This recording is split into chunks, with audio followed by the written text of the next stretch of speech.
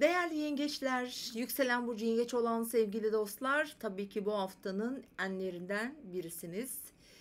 Hafta boyunca aslında oldukça önemli etkiler alacaksınız. Nerede alacaksınız? Tabii ki Dolunay'dan dolayı mesleki alanda, kariyer alanında yeni bazı açılımlar meydana gelebilir açıkçası.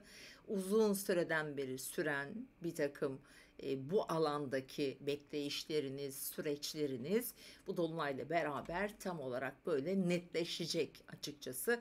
Dolunayın ciddi ve çok daha detaylı etkilerini dolunay videosundan izleyin. Şimdi 14-20 Ekim haftası. Şimdi haftaya aslında sizi şanslı etkilerle, güzel etkilerle başlatıyoruz. Çünkü gökyüzünde bir su üçgeni oluşacak.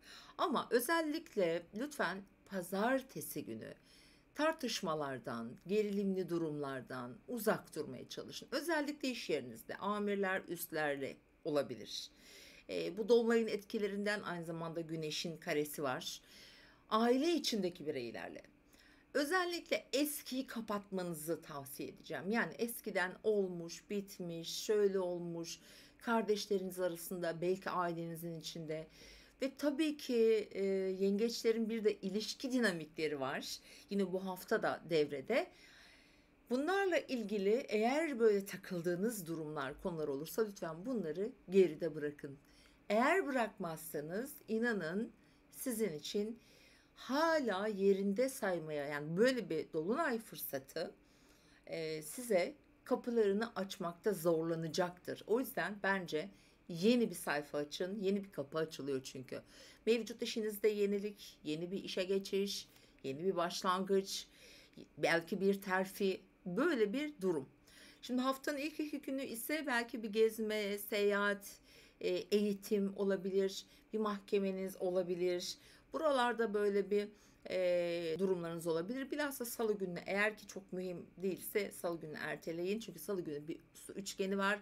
Bu sizlere, yani yengeç burçlarına aşkı, ilişkideki duygusallığı arttıracak. Özellikle ilişkiler adına akrepler, yengeçler, Venüs burcundaki akrep burada tam olarak Perşembe akşam saatlerine kadar da devam edecek. Çünkü Merkür de artık orada. İlişkiler çok önem kazanacak. İşte ilişkilerinizden destek alırsınız. Çocuklar, çocukları olanlar için tabii ki yine buralardan destek alacakları, güzel gelişmeleri yakalayabilecekleri, duygusal anlamda da aslında güzel destekler alacağınız, böyle havada aşk kokusu var diyorum. Eskileri kapatıyoruz. Eski defterler kapanıyor. Eski ilişkiler, yaşanmış olumsuzluklar, ister ilişkilerinizde ister aile içinde, bunları artık bitirmeye niyet edin. Ve haftanın tam ortasında tabii ki çarşamba günü bir dolunay meydana gelecek. Akşam saatlerine doğru, pardon, perşembe günü, ama ay Koç burcuna, yani dolunay etkileri çarşamba günü başlıyor. Çarşamba perşembe günü iş ve mesleki alanlarda böyle ani kararlar almayın. Biraz böyle dengeleri kurmaya çalışın ki çok önemli. Koç dolunayı tamamıyla denge demektir, uyum demektir.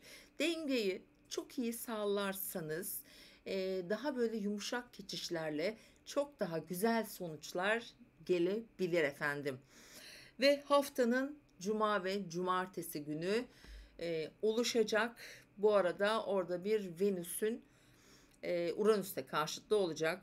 Bu da Perşembe günü devrede. İşte ilişkilerde biraz böyle anilikleri getirir.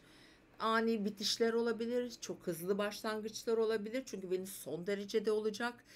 Burada da aslında dengede olmak önemli olacak. Belki de belirsiz olan bir ilişki diyeyim. Hani tam olarak adını koymadığınız bir ilişki de başlayabilir. Bunu da söyleyebilirim yengeçler için. Ama Mars burcunuzda, cesur bir zamandan geçiyorsunuz, ama bu cesareti sağduyuyla, mantıkla alacağız. Ama en çok gündemimizde olan konularda ben de tekrar etmek istiyorum: çocuklar, ilişkiler. Perşembe günden sonra iş hayatınız daha bir yumuşuyor, böyle bir dengeye giriyor. Eğer işle ilgili böyle bir durumunuz varsa bence Perşembe günü böyle bekleyin derim.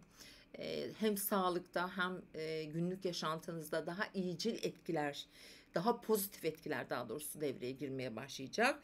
Ve hafta sonu, yani pazar günü de bu alanda belki biraz düşünceler kısmında yoğunlaşabilirsiniz. Böyle bir yazmak konusunda planlarınız varsa yine bunu devreye sokabilirsiniz sevgili yengeç burçları. Yani evet, gökyüzünde bir sert açı kalıpları oluştu. Ancak burada virajlarda bizim alacağımız inisiyatifler, vereceğimiz kararlar bizim yaşayacaklarımızı belirliyor. O yüzden seçimlerimizi dengede olarak lütfen yapmaya gayret edelim diyorum. Ve kanalımıza da abone olmayı eğer değilseniz paylaşmayı, beğenmeyi de ihmal etmeyin. Görüşmek üzere.